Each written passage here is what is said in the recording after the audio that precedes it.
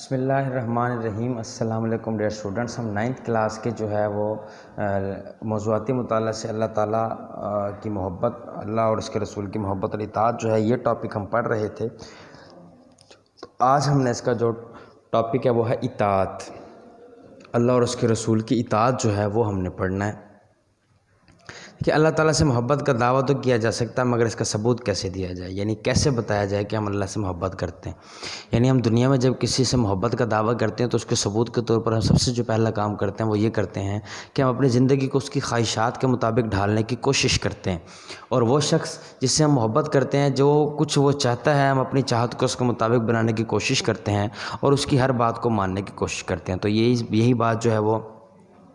اللہ تعالیٰ سے محبت کی ہے کہ جب ہم اللہ سے محبت کا دعویٰ کرتے ہیں تو ہم نے اس کا ثبوت کیسے دینا، اس کا ثبوت ہم نے ایسے دینا ہے کہ ہم نے اللہ کی اطاعت کرنی ہے۔ اب اللہ کی اطاعت کب ہوگی؟ ہمیں اللہ تعالیٰ نے براہ راست جو ہے وہ اپنے پیغامات اور اپنی خواہشات اور اپنی جو زندگی ہماری جو تخلیق کے مقاصد ہیں وہ رسول اللہ صلی اللہ علیہ وآلہ وسلم کی ذات کے ذریعے اور ان پر نازل کردہ کتاب قرآن مجید کے ذریعے ہم تک پہنچایا۔ تو ہمیں جو ہے وہ اس بات کا ثبوت اسی طرح سے دینا ہے کہ ہم اللہ تعالیٰ کی جو محبت ہے اس کا ثبوت ہم اس طرح دیں گے کہ اللہ تعالیٰ کے نبی صلی اللہ علیہ وآلہ وسلم نے جو طریقے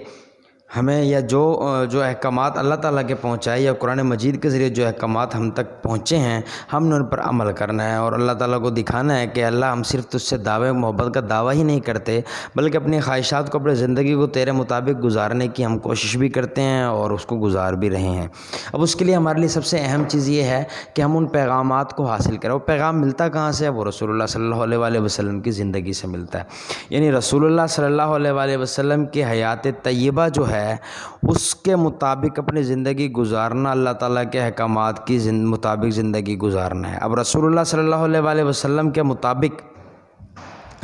جو زندگی گزارنی ہے اس کے لیے ہمیں رسول اللہ صلی اللہ علیہ وآلہ وسلم کی ذات کو پڑھنا، ان کو سمجھنا پڑے گا۔ جب ہم ان کو پڑھیں گے، اور اس سے پہلے ہمیں رسول اللہ صلی اللہ علیہ وآلہ وسلم سے جو ہے وہ غیر مشروط طور پر بے انتہا محبت کرنا ہوگی۔ جب تک ہم اللہ کے نبی سے بے انتہا محبت نہیں کریں گے ہم ان کی زندگی کو پڑھنے کی طرف مائل نہیں ہوں گے۔ تو سب سے پہلی چیز، جس طرح علامہ اقبال نے کہا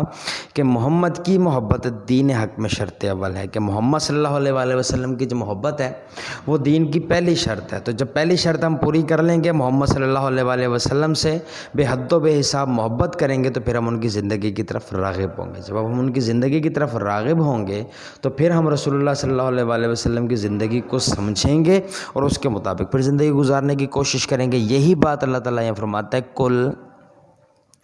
اے نبی ان کنتم، ان سے کہو کل ان کنتم تحبون اللہ، اگر تم اللہ سے محبت کے دعوے دار ہو، اے نبی ان مومنوں سے کہو اگر تمہارا دعویٰ ہے کہ تم اللہ سے محبت کرتے ہو تو کیا کرو، فاتبعونی، میری اتباع کرو، یعنی رسول اللہ صلی اللہ علیہ وآلہ وسلم کی اتباع کرو، یحببکم اللہ، اللہ تم سے محبت کرے گا۔ یعنی اللہ کہتا ہے کہ اے نبی مومنوں سے کہو اگر تم اللہ سے محبت کے دعوے دار ہو تو پھر کیا کرو، پیغمبر کی اتباع کرو، اللہ خود تم سے کیا کرے گا، محبت کرے گا اور تمہیں کیا کر دے گا، ویغفر لکم، تمہیں بخش دے گا، ذنوبکم، تمہارے گناہوں کو، واللہ غفور رحیم۔ محبت الہی اسوہ رسول صلی اللہ علیہ وسلم کی پیروی ہی کا نام ہے۔ یعنی اگر آپ اللہ سے محبت کا دعویٰ کرتے ہیں تو اسوہ رسول صلی اللہ علیہ وآلہ وسلم کی پیروی کریں۔ اطاعت میں مکمل خود سپردگی درکار ہوتی ہے، یعنی جب تک اپنے آپ کو آپ خود کو اس ذات کے سپرد نہیں کر دیں گے اطاعت کا حق ادا نہیں ہوگا۔ ظاہری عمل کے پیچھے دلی چاہت، قلبی ملان ضروری ہوتا ہے، یعنی جو کام آپ کر رہے ہوں اس کے پیچھے آپ کی دلی چاہت اور قلبی ملان، یعنی آپ وہ کام دل سے کر رہے ہوں، محبت کے ساتھ کر رہے ہوں اور پوری سچائی کے ساتھ کر رہے ہوں۔ اگر ایسا نہیں ہے تو ظاہری طور پر جو آپ عمل کر رہے ہیں وہ کیا بن جائے گا، منافقت بن جائے گا۔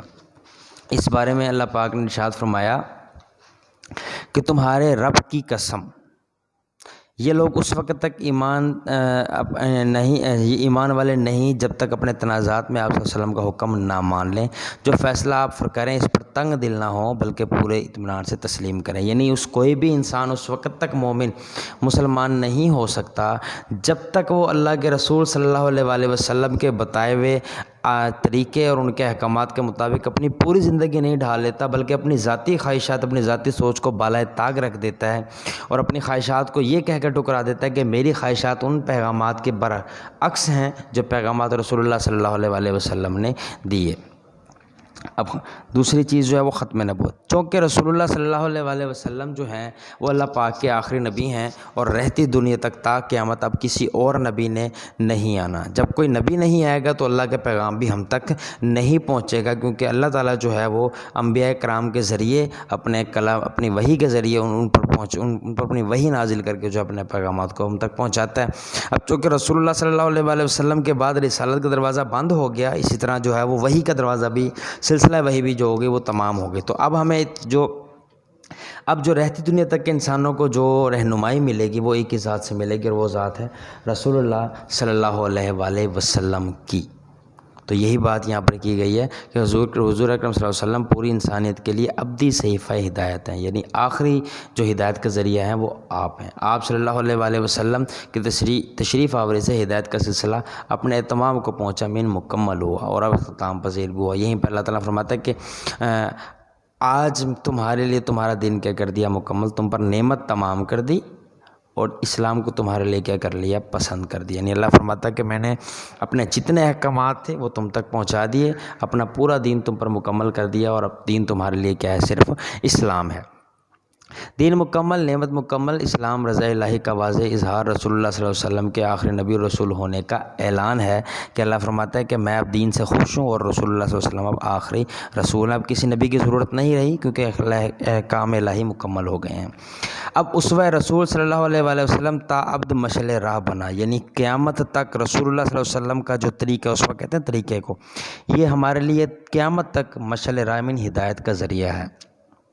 اس لیے ہم نے اسی راستے کو، یعنی پیغام رسول کو دستور حیات سمجھنا ہے۔ زندگی گزارنے کا جو ہمارے پاس آخری طریقہ ہے وہ رسول اللہ صلی اللہ علیہ وسلم کا پیغام ہے۔ یہی انسانیت کے لیے شرف بھی ہے کہ دائمی ہدایت کا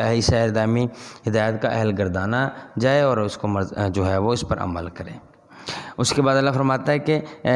قل اے نبی کہہ دو یا ایھا الناس انی رسول اللہ علیکم جمیعا، میں تم سب کی طرف اللہ کا رسول بن کر آیا ہوں، یعنی صرف مسلمانوں ہی نہیں، دنیا میں موجود تمام انسانوں کے لیے ہدایت کا ذریعہ صرف رسول اللہ صلی اللہ علیہ وسلم کی ذات ہے۔ یعنی تمام جو دنیا میں اس وقت لوگ مختلف ادیان پر موجود ہیں، مختلف دین کے پیروکار ہیں، وہ تمام کے تمام غلط راہ پر ہیں، انہیں اگر حقیقی راہ ڈھونڈنی ہے تو رسول اللہ صلی اللہ علیہ وسلم کی اطاعت کرنا ہوگی۔ یعنی اگر ایک عیسائی یہ کلیم کرتا ہے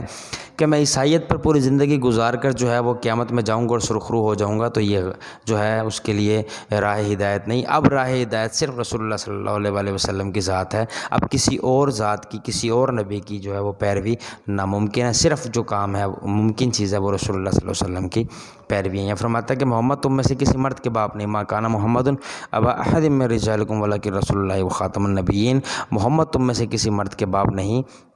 بلکہ اللہ کے رسول اور نبیوں کے کیا ہیں، خاتم ہیں۔ تو اس لیے اب ہدایت ایک ہی در سے ملے گی، وہ رسول اللہ صلی اللہ علیہ وسلم کا در ہے۔ پریشان نظری ختم ہوئی، تلاش کا مرحلہ تمام ہوا، ایمان لانا ہے کس پر، رسول اللہ صلی اللہ علیہ وسلم پر، اور پھر ایمان جب آپ کو مل جائے، ان کی محبت کا جوہر آپ کو عطا ہو جائے، تو پھر محبت کا تقاضا یہ ہے کہ ان کی اطاعت و اتباع کی جائے۔ اسی پر دنیا اور آخرت کی کیا ہے، نجات ہے۔ نیکسٹ ویڈیو کے ساتھ پھر حاضر ہوں گے۔ بہت شکریہ، اللہ حافظ۔